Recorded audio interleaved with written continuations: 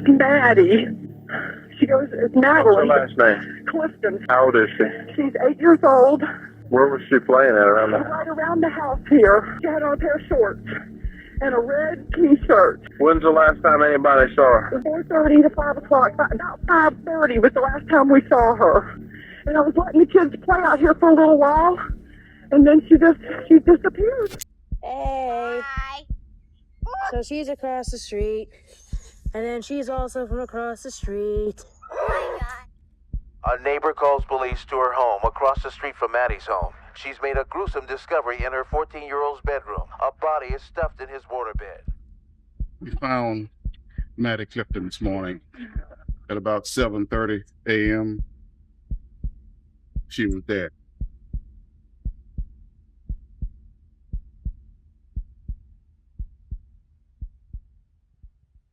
Jacksonville, Florida, a city in the northern part of the state that often turns out to be a real surprise for people who end up there. This is where the Atlantic Ocean meets the street, Johns River, creating this wide-open space with long sandy beaches, surf-friendly waves, and calm, cozy waterfronts. Jacksonville kind of moves to its own rhythm, no nonstop tourist chaos, lots of parks, lots of green space. It's a city of sunsets over the water, fresh seafood, and that feeling of the real Florida, not glossy or overproduced, but alive, natural, and honest. And this is where we meet 8-year-old Maddie Ray Clifton, who everyone called Maddie. She lived with her dad, Steve, her mom, Sheila, and her older sister, Jessie. Maddie was incredibly active, just full of energy. She loved sports, especially basketball, and spent most of her time outside. Keeping her indoors was almost impossible. She was always drawn to other kids and to whatever activity was happening nearby. But sports weren't the only thing she loved.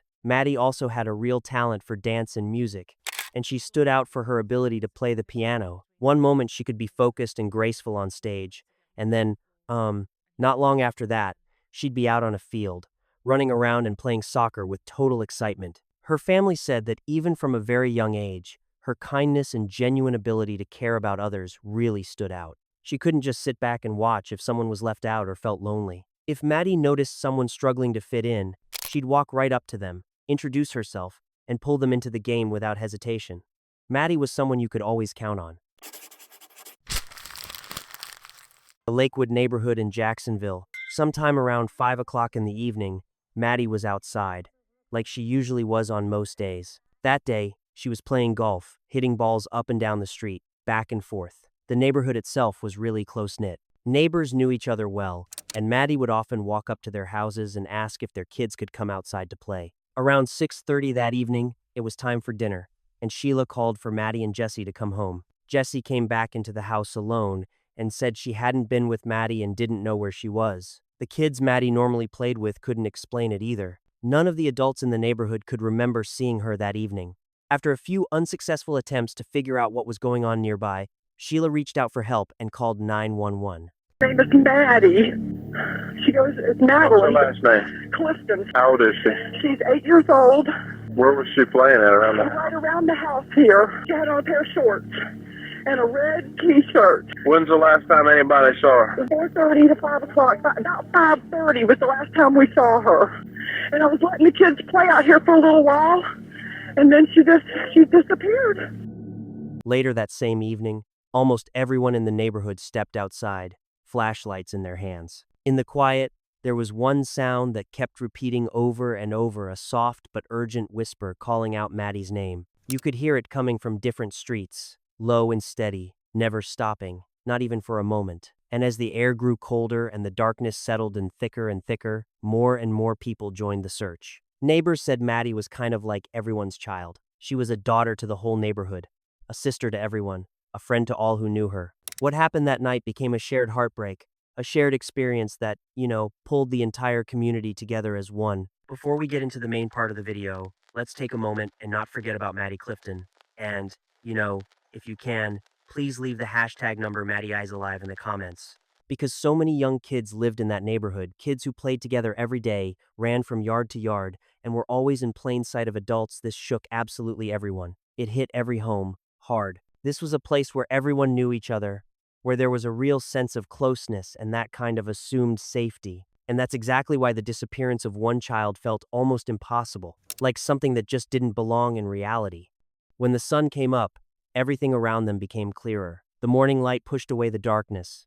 The air warmed up just a little, and there was this feeling like maybe daylight would bring answers. Maybe it would bring some understanding of what happened, or at least a direction for where to look. But that hope faded fast. Even with better visibility and more people searching, nothing turned up. No personal items. No signs of a struggle. Not a single detail that connected Maddie to her surroundings. And honestly, that total lack of evidence was more terrifying than any discovery could have been. After 24 hours passed, people started realizing that everything around them was turning into this exhausting chaos. The tension in the air was almost physical. You could feel it. If you weren't at work or at school, you were automatically part of the search. People dropped their own plans, stepped outside, formed groups, and checked every inch of territory they thought they knew so well. Cars stopped right in the middle of the streets. People stared closely at drivers and passengers, watching anyone who entered or left the neighborhood, like really watching. Units from the National Guard were brought in to help. They methodically checked storm drains, looked inside dumpsters, inspected open utility access points. Search teams combed through miles of wooded areas, moving from pond to pond, slow but nonstop. Not long after that, the FBI joined the investigation, which only emphasized how serious the situation had become. A reward of $100,000 was announced, and neighbors' homes were carefully searched in hopes of finding something, anything, a tiny detail, a trace, a hint. One of Maddie's neighbors started paying close attention early on to a man named Larry, who lived about 5 houses away from the Clifton family. His name kept coming up in conversations, again and again. It turned out he might have been one of the last people to see Maddie that day. Larry told police that he had been in his own yard, hitting golf balls. According to him, he saw Maddie doing the same thing she was between his house and other nearby homes, in the familiar space where kids often played without constant supervision. He said that at some point, Maddie walked away to get more golf balls, and after that, he never saw her again. That sentence was simple, but unsettling. Officers spoke with him around 10 times, repeatedly asking the same questions. One of those interviews lasted about 8 hours, and was described as extremely exhausting. Investigators also learned that nearly 20 years earlier, Larry had been involved in 2 separate cases with serious allegations that were later dropped. Still, the fact itself cast a shadow over his past. He admitted that he failed a polygraph test, but insisted he had nothing to hide and that all the suspicion was just coincidence. Larry stated that he was willing, without hesitation, to provide investigators with any materials or samples they needed and to fully cooperate. His words sounded confident, but for a community desperately waiting for answers, that wasn't enough. The tension never let up, and the most important questions remained unanswered. "I'm the main suspect. I'm 45 years old. I interact with kids, and I have a criminal record. That's what makes me a suspect," Larry said.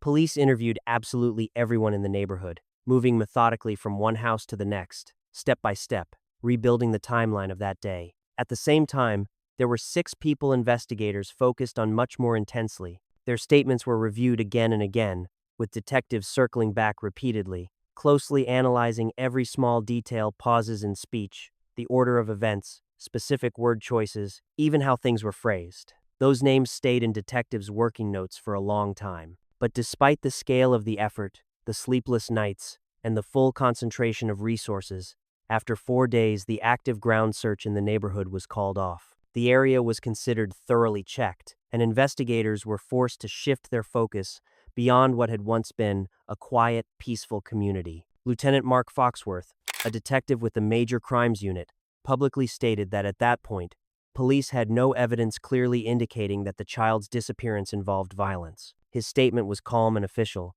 but you could still hear the tension in his voice. "At this stage, we're not classifying this as an abduction or a sexually motivated crime," he said carefully. "We can't rule out the possibility that the child left on her own. Right now, we just don't know." That said, with each passing day, the likelihood that a crime occurred does increase. Those words kind of hung in the air, heavy, unsettling, and without answers. They didn't bring clarity, but they made one thing painfully clear. As time passed, uncertainty only grew stronger, and hope slowly began to fade. Foxworth also pointed out that a full week had passed since Maddie vanished without leaving a single trace. 7 days of silence, no calls, no signals, nothing to suggest she was anywhere nearby. And it was right at that moment when time had started working relentlessly against the investigation, that a neighbor from across the street made a shocking discovery, one that would completely change the course of the case. 14-year-old Joshua Phillips and his family had been involved in the search for Maddie from the very beginning, day and night. They were among the people walking the streets, checking yards, looking through bushes, and calling her name alongside everyone else. Joshua knew Maddie well. They played together often, like kids who live in the same neighborhood usually do, easy and carefree, you know. At that point, no one could have imagined that this ordinary childhood closeness would soon become part of one of the most disturbing stories this community would ever face. Hey. Hi. So she's across the street, and then she's also from across the street. Oh my God. Joshua's mother, Missy, was walking past her son's room, completely lost in heavy thoughts. The past few days had drained everyone, without exception, constant searching, tension that never let up for even a second, that crushing weight, and this feeling like the whole neighborhood was frozen, afraid to make the wrong move.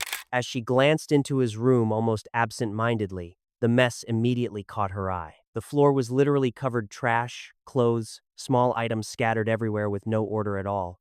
It hit her with this mix of irritation and a deep, uneasy feeling. Missy couldn't accept that her son was living in that kind of chaos, especially now, when the atmosphere everywhere was already so tense. She grabbed a trash bag and started cleaning, just automatically picking things up one by one. On one of the nightstands, there was a flyer about the disappearance of Maddie Clifton. It stood out right away, a silent reminder of the child the entire community was searching for. Joshua Phillips had a waterbed, and while cleaning, Missy noticed a dark, damp spot on the floor. It looked strange and unsettling, though at first it triggered more of a practical concern than outright fear. For several days, there had been a heavy, lingering smell in the house. It kept coming back, making her cringe, but Missy tried to find a reasonable explanation for it. Now it seemed possible that the source was that stain, maybe water from the bed had caused dampness and the bad odor. She bent down, lifted the mattress, and noticed the bed frame had sagged and was partially warped. It didn't look right. A very ordinary thought crossed her mind, like, how could anyone even sleep on that? Assuming the bed was broken, Missy started removing things from it, getting ready to deal with the damage. That's when her eyes caught a small sock tangled in the metal frame. She bent down and tried to pull it free, but the fabric wouldn't budge. Something was holding it from underneath. In that moment, Missy felt this sharp surge of panic. She dropped to her knees and carefully looked under the bed. What she saw made her recoil instantly. In front of her was part of a child's body. Later, Missy would say she immediately understood what she was looking at and what it meant. The realization hit all at once, but her mind refused to fully accept it or put the image together into something real. Overcome with panic, Missy ran out of the house through the front door, barely aware of her own movements or what she was doing next. She rushed toward a police officer who was nearby, and struggling to get the words out, led him upstairs. Everything unfolded fast. Within minutes, police tape went up, the house filled with uniforms, emergency personnel, and tense voices. What had remained hidden for a week was finally exposed. Inside the house, the body of Maddie Clifton was found under the bed of Missy's 14-year-old son. During the investigation, it was discovered that the girl's hand was tightly gripping the metal frame of the bed, a detail that deeply shook everyone who saw it. Police had already searched the Phillips home several times before and had noticed the same persistent, strange smell. Each time, though, it was given a more ordinary explanation, without allowing for the worst possibility. At the time, that explanation seemed reasonable. Only later did it become clear just how misleading those assumptions had been. A neighbor calls police to her home across the street from Maddie's home. She's made a gruesome discovery in her 14-year-old's bedroom. A body is stuffed in his waterbed. When the news broke that a body had been found, it spread through the neighborhood almost instantly. People stepped out of their homes, almost on instinct. Right there in the middle of the street, without planning, without anyone saying a word, a prayer circle formed on its own. Someone quietly took a neighbor's hand. Someone bowed their head. Someone else couldn't hold back their tears anymore. Not long after that, witnesses, neighbors, friends, and families stood in front of their televisions, watching the live press conference where the words were finally said out loud. The 8-year-old child had been found deceased. Those words landed heavy and final, wiping away the very last traces of hope. Residents later said that the air that day felt thicker, like it was saturated with grief, so heavy you could feel it in your body. You can even see it in the photos taken during those hours: slumped shoulders, hollow stares, faces frozen in shock and sorrow. For the entire community, It was a dark and painful day. Retired veteran prosecutor Bernie Deere would later say that the tragedy was devastating and permanently etched into the memory of everyone who lived in Jacksonville at the time. From the city's historical perspective, he said, it was one of the most serious and heartbreaking criminal cases the city had ever experienced. Almost no one disagreed with that. People talked about it everywhere in hushed voices, through tears, on the streets, in stores, inside their own homes. When a little girl disappears and the story ends the way this one did, it's hard to find a single person who isn't affected. Nearly everyone had heard about the case. Everyone prayed for the child, or at the very least tried to understand how something like this could even happen. Boxes of flowers, food, children's toys, and posters with Maddie's name began appearing outside her home even after the truth was already known. Whatever form of help people could offer, meals, words of comfort, simply showing up, or just standing there in silence, there were so many who wanted to give something. It was a collective response from the community, a break in the silence, a shared attempt to process something that had shattered their sense of normal life. And yet, despite all the gestures and prayers, the feeling of loss and deep injustice only grew stronger, leaving behind a weight that this neighborhood still remembers to this day. We found Maddie Clifton this morning at about 7:30 a.m. She was dead. Sheriff Nat Glover could barely hold back his emotions. His voice shook, his face was tight with strain, and even years of service couldn't hide how deeply personal this case had become for him. But there was no time left for sympathy. From that moment on, this was no longer considered a missing child case. The investigation was officially reclassified as a homicide. That legal shift instantly changed the reality of everything that had happened. The medical examiner's findings were clear and brutal. They confirmed that Maddie had suffered severe physical injuries involving blunt force and a sharp object. After that, her body had been hidden beneath a waterbed in a bedroom. Her clothing was found nearby, and examiners reported no signs of sexual assault. Still, that detail did nothing to lessen the gravity of what had been done. Steve and Missy Phillips met with their son at the police station. The conversation was incredibly tijole, just overwhelming. Missy cried openly, unable to hold back her despair. She couldn't stop thinking about the fact that, at that very moment, the Clifton family was likely still at home, holding on to hope, praying, believing there had been some terrible mistake. That thought wouldn't leave her. Steve gathered himself and asked his son just one thing: tell the truth, and don't drag it out. With his father present, Joshua Phillips began to describe what had happened and admitted his involvement in Maddie's death. According to him, Maddie had knocked on the door of his room and asked him to come out and play. There was nothing unusual about that. It had happened before. He said he initially tried to say no, claiming he had chores to do, but Maddie kept insisting and didn't want to leave. Eventually, he agreed, telling her it would only be for a short time because his father was expected home soon. Joshua explained that he lived in constant fear of his father, who drank frequently and could be harsh in his reactions. That fear, he said, shaped much of how he behaved. He told investigators that around 5:15 in the afternoon, they started playing in the backyard near the pool. During the game, one throw went wrong, and the ball accidentally hit Maddie in the face, causing an injury. He claimed Maddie fell, was frightened, and in a lot of pain. According to him, he rushed her inside, acting roughly and without thinking, driven by fear of punishment and what might happen next. That fear only escalated the situation. He then stated that he struck Maddie with a baseball bat, after which she lost consciousness. He hid her under his bed and went downstairs, trying to act like nothing had happened. He said he continued with normal daily behavior, hiding what he had done. When Steve returned home, he and Joshua had a short, ordinary conversation. After that, Joshua went back upstairs and heard sounds coming from under the bed. He removed the mattress and pulled Maddie out. He admitted that it was then that he inflicted the fatal stab wounds. Afterward, her body was hidden under the bed again, where it remained for several days while large-scale searches were happening just feet away. Evidence technician David Chase, who had 16 years of experience working crime scenes, later said this was one of the most difficult scenes of his entire career. According to him, the evidence showed that Maddie displayed signs of life after the first assault, before events progressed further. Because of Joshua's age, authorities did not immediately release his name, so in the early stages, only the family knew about the arrest. Missy was completely shattered. Through tears, she kept repeating, "This isn't him, he's never hurt anyone." She insisted that the only noticeable change in her son's behavior was that during the week Maddie was considered missing, he became a little more withdrawn. In her view, That didn't go beyond what you might expect from a 14-year-old, especially given that a close friend had disappeared. Missy also reminded investigators that one reason Maddie often came to Joshua's door was because she didn't want him to feel alone. She wanted to stay connected, to be there for him, to be his friend. The Phillips family had moved into the neighborhood about 2 years before the tragedy, and Maddie had genuinely tried to build a friendship with him. Video from Joshua's camera, later recovered by investigators, showed Maddie and Jesse in the front yard, just a normal, unremarkable moment of childhood. After everything that followed, that ordinary clip became yet another painful piece of this devastating story. Then there's a neighbor from across the street. Josh! Hey! Hi!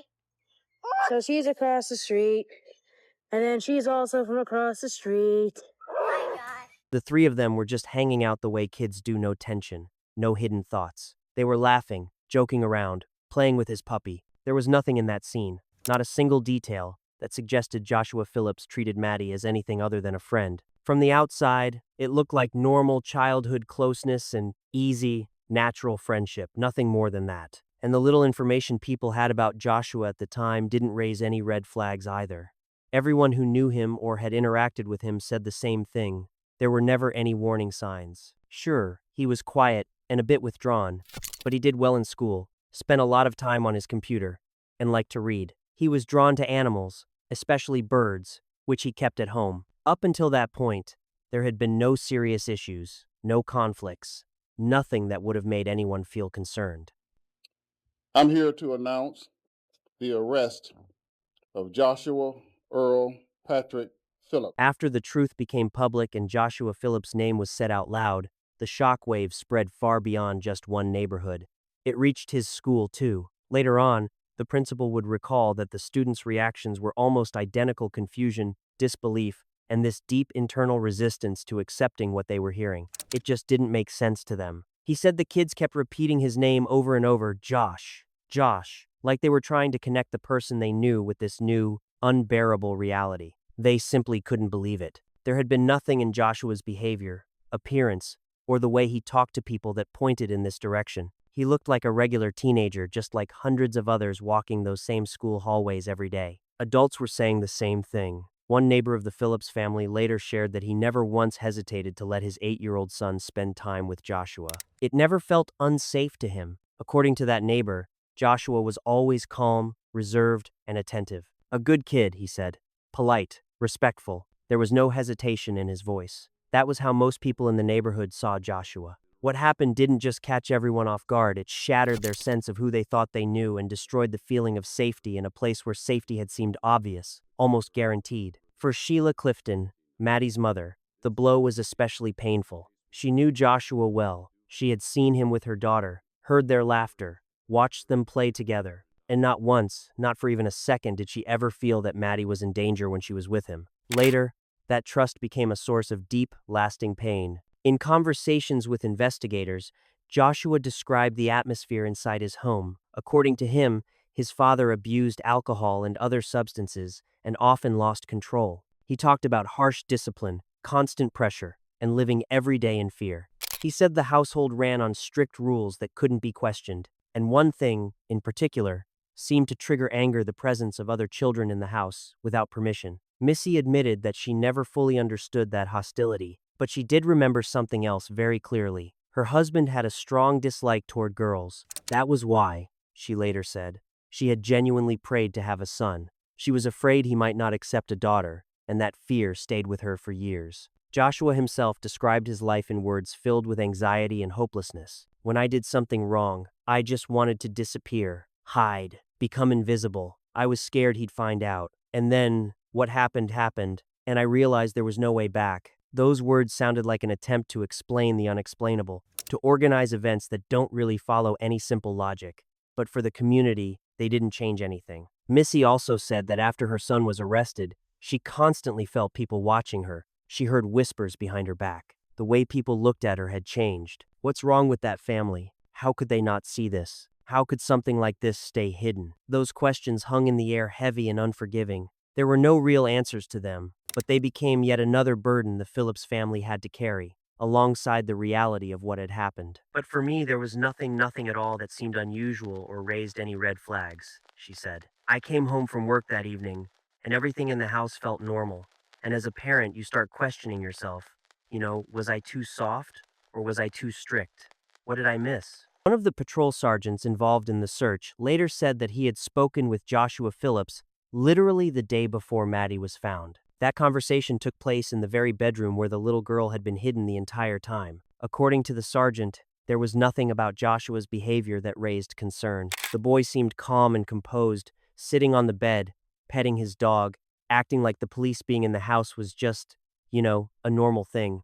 He didn't show nervousness or tension. If anything, he appeared detached, almost casual. When I think back on it now, the sergeant admitted later, it sends chills straight through me. And at the very same time that neighbors were walking the streets late into the night, over and over again, searching desperately for an 8-year-old girl, Joshua was sleeping in his room just inches away from where she had been hidden. On November 14th, Maddie was laid to rest.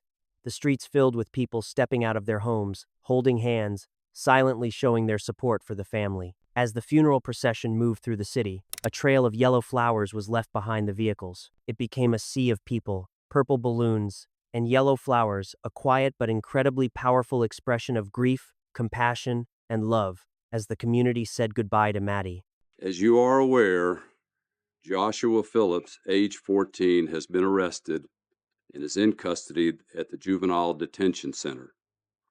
He was arrested for the murder of Maddie Clifton, which occurred on November the 3rd, 1998. This Thursday, the case will be presented to the Duval County Grand Jury. I will urge a first-degree murder indictment be returned. He will be tried as an adult.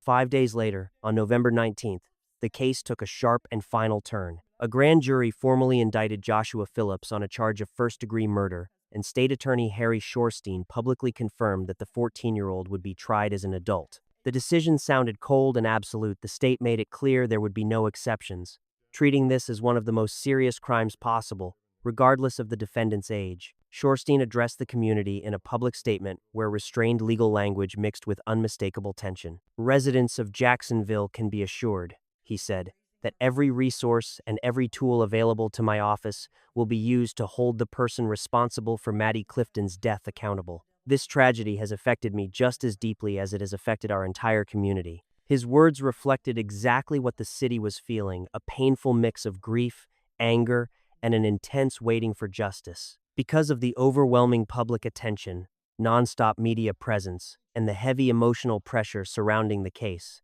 Judge Charles Arnold ruled that the trial should be moved to a different jurisdiction. The atmosphere in Jacksonville had become so charged that ensuring an impartial trial there was nearly impossible. Almost a year passed before Joshua Phillips finally appeared in court for the first time. It was a year filled with waiting, tension, and constant discussion of the case. From the very beginning, the defense centered its strategy on the psychological pressure and fear they claimed Joshua had grown up with. His attorneys described the home as a place of constant alertness, where any mistake could trigger a harsh reaction. They argued that Joshua lived in ongoing fear, and that, in a critical moment, that fear spiraled into panic. According to the defense, that panic was the key factor that led to the tragedy. They insisted this was not a premeditated killing.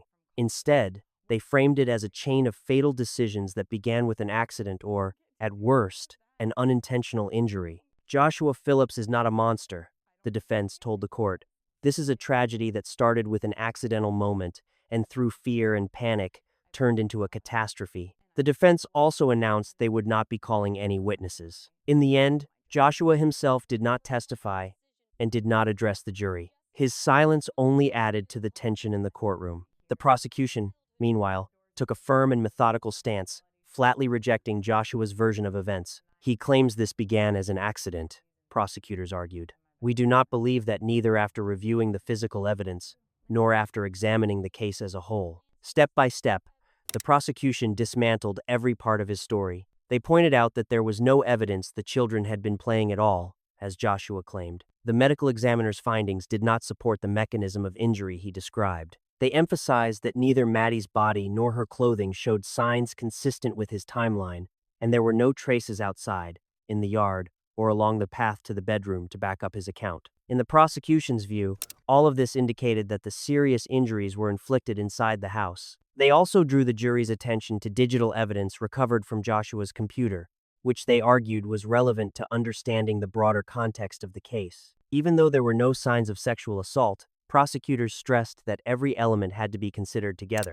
Taken as a whole, they said, the evidence pointed to actions that were deliberate and intentional. In their version of events, Maddie did not end up in that house by chance. Every contradiction, every piece of evidence, slowly formed a single, deeply disturbing picture. After a long and emotionally draining trial, the jury finally reached its verdict. And in that moment, one thing became clear. This case would remain etched in the memories of the families, the community, and everyone who had witnessed this tragic story for a very long time. The jury finds the defendant guilty of murder in the first degree, as charged in the indictment. Joshua Earl Patrick Phillips, it is the sentence of this court that you be confined in prison without the benefit of parole for the rest of your natural life. Joshua was sentenced to life in prison without the possibility of parole. We've always taken the position that the correct approach to juvenile crime and to crime prevention is to deal aggressively with the very serious juvenile offenders. In 2002, Joshua filed an appeal, but the court found no grounds to reopen the case. The original decision stood, and the sentence remained unchanged. The years passed, but Maddie's name never faded from the city's collective memory. People kept remembering her, kept coming back to her story again and again. At the school she attended, a memorial playground was built in her honor. For many, that felt like the most meaningful and fitting tribute, a place dedicated to a child who loved being outdoors and had this rare ability, to bring people together and help others find friendship. While in prison, Joshua said, "I start thinking damn, I've lost so much. But the second that thought comes up, I stop and ask myself, what did she lose?" He admitted that for a long time, he lived in a kind of imagined world, almost as if nothing had happened. "That was my defense mechanism from childhood. I never consciously chose to ignore reality, I just did it. I've grown up a lot. All of this taught me how to understand other people's pain. I learned to almost fully put myself in someone else's place and feel what they feel. And, in my mind, that's what made me a better person." After the U.S. Supreme Court's decision in 2012, which ruled that automatically sentencing juveniles to life in prison violates the Constitution, the fate of Joshua's sentence and the sentences of many others was suddenly back in question. What had been considered final and untouchable for years unexpectedly lost its legal certainty and became subject to review. As a result, in 2017, Joshua appeared in court again, this time for a resentencing hearing. The evidence was read aloud once more, carefully and methodically, step by step, reconstructing the sequence of events all over again. Throughout it all, Joshua sat with his head lowered, his eyes closed. He didn't look at the judge or anyone in the courtroom as David Chase, the former Jacksonville Sheriff's Office evidence technician, now retired once again, described the circumstances under which Maddie was found. After that, Joshua stood and approached the podium. His statement lasted about 5 minutes, and he spoke directly to Maddie's family. I wanted to say this for a very long time, and I'm grateful that this chance to do so in person has arrived. I don't pretend to know or understand your pain or to grasp the void that I have created in your lives. I can say this: I do understand pain. I have become quite intimate with suffering. Growing up in prison, I have seen many dark things, and I've been to some dark places. Many times throughout this journey, I came dreadfully close to ending my life just to escape it all. Guilt, despair, pain, hopelessness, fear, and shame. Each time, I was somehow able to continue on, mostly because I couldn't stand to put my mother to any more trauma. She's been through enough. I did something horrible. I'm so sorry. I'm so sorry for what happened. Even now, after all these years, it is just unfathomable that all this could have occurred. It tears my mind asunder to know that I stole such a precious life from you, from the world. I pray every day that you're able to live your lives in spite of the injury I've caused you. I'm supremely grateful to have an opportunity at physical freedom. Yet any joy that arises in my heart is immediately tempered by the knowledge that these proceedings bring all involved once again face to face with the horror that occurred in 1998. When I walked the rec yard here in chains, I looked to the sky through mesh wiring, and I thank God repeatedly for giving me hope. My next breath is always devoted to wishing peace and healing upon you all. My hopes, fears, and wishes probably mean nothing to you, but they are there all the same. May you know peace. May you be free from suffering. May God bless you and heal your wounds as much as possible. Thank you, Your Honor.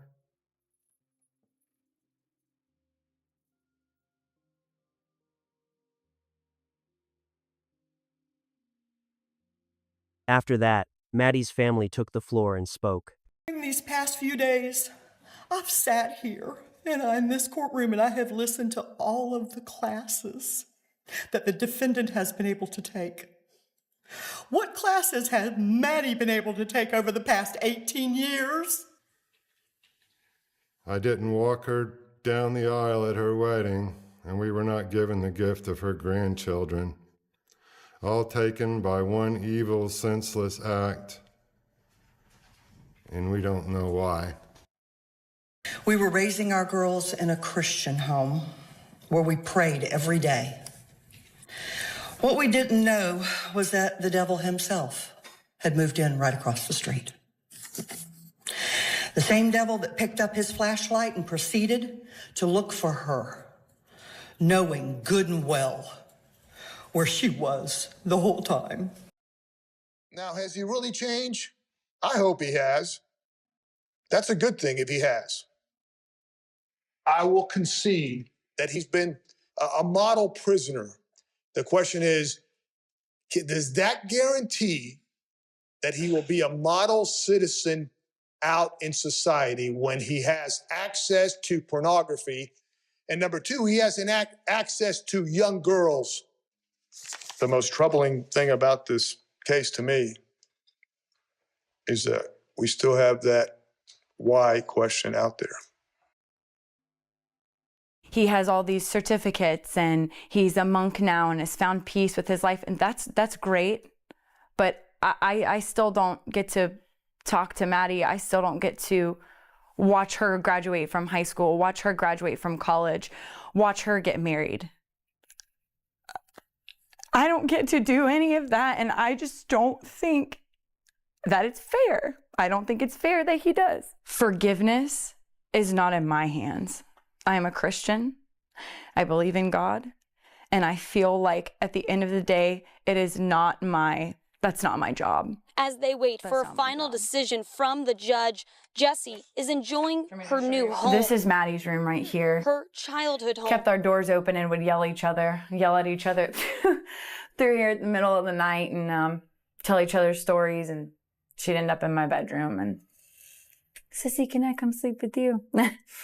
Where she says she plans to stay forever. This was the best years of my life. And so being here, it just feels like I'm home. He was sentenced to life in prison again, this time with the possibility of review after 25 years. Mr. Phillips, just a sad day for me. I've had to go through this process, and I'm just trying to do my duty the best I could. And I do wish you well. I think there is an opportunity, even with life in prison, to have a meaningful life. Okay, thank you. Okay, we'll stand adjourned. Thank you. In 2020, Joshua filed another appeal, but the Florida Supreme Court rejected it. And then, in mid-2025, the now 41-year-old man found himself back in court once again, asking for his sentence to be reconsidered, arguing that he had already served the mandatory 25 years. Now it's 6. This is a look at the new mugshot for convicted killer Joshua Phillips. Phillips is now expected to ask a judge to review his life sentence. I am so sorry that the victim's family is having to go through this again. That's the voice of veteran prosecutor Bernie De La Rionda. He is preparing to handle the review hearing for this case if and when it happens. Yeah, Joshua Phillips was brought back to the Duval County Jail from Sewanee County Correctional last week. In court documents dated last month, Phillips formally applied for a sentence review, giving a timeline of events. In the filings, Phillips writes, as of this date, defendant has completed his 25-year mandatory term and now respectfully applies for an individualized sentencing review. This question still remains open within the legal system and is not considered fully resolved. There's no final period at the end of it, no clear sense of closure, and the future path of the case remains uncertain. Every new court appearance by Joshua Phillips means that Maddie's family has to be there again, right alongside him. And it's not just about physically showing up, sitting in the courtroom, looking at the person found responsible, listening to cold, detached legal language. Every time, it's also a psychological return back to 1998, to the exact moment when their lives split into before and after. Each return is sharp and painful, like no time has passed at all between then and now. Years after the sentence was handed down, State Attorney Harry Shorstein and Sheriff Nat Glover both admitted that they began to rethink the nature of the punishment itself, life in prison without parole. The only factor that sparked those doubts was Joshua's age. At the time of the crime, he was just 14 years old, and as time passed, that fact increasingly became the center of both legal and moral debate. Shorstein emphasized that at the time the decisions were made, he had no doubts about charging Joshua as an adult or pursuing first-degree murder. In that moment, given the facts of the case and the overwhelming public reaction, it felt like the only possible course of action. The community demanded a strong response, and in his words, the case left no room for half measures. Later, though, he admitted he regretted one procedural decision. Shorstein said he did not offer an alternative option, a plea involving second-degree murder. That could have given the judge more flexibility and allowed the court to weigh all circumstances more carefully during sentencing. According to him, that wouldn't have minimized the tragedy or avoided accountability, but it would have left space for a more complex, less absolute consideration of age in this case. Those reflections came only after the sentence had already become a fixed reality, when no doubts or second thoughts could change the past. For Maddie's family, time remained frozen in 1998, no matter how the years passed, how social views evolved, how legal standards shifted, or how the people who once made those decisions later reconsidered them. He called the sentence draconian. If it ever came to a pardon or parole, he said, I would support that, not for immediate release, but for a review of a life sentence.